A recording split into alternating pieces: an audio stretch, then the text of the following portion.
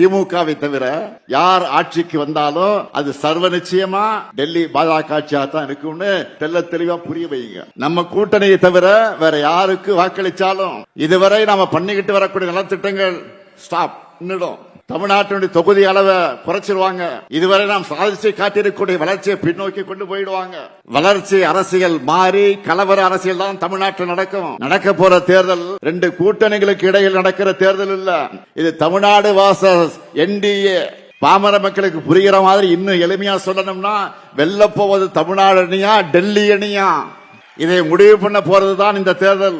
அரசியல் விருப்பு வெறுப்புகளுக்கு அப்பாற்பட்டு நம்ம தமிழ்நாட்டை தாய்நாட்டை காக்க எல்லோரும் திமுகவை ஆதரிக்க வேண்டிய தேவையை விளக்கணும். ஒன்றிய பாஜக திட்டங்களுக்கான நிதி ஒதுக்கீடு, பட்ஜெட், பேரிடர் நிவாரணம், கல்வி நிதின்னு தொடர்ந்து தமிழ்நாட்டுக்கு செய்யக்கூடிய வஞ்சகத்தையும் அதை எதிர்த்து கேள்வி எழுப்பாத அடிமை அதிமுகவின் துரோகத்தையும் மக்கள் முன் தோலுரிக்கணும். வெறுப்பை விதைச்சு வன்முறையை தூண்டி மக்களை பிளவுபடுத்தி அதன் மூலம் வெற்றி பெறலாம்னு துடிக்கிற விஷ விதைகளை தமிழ்நாட்டுக்குள்ள விடவே கூடாது.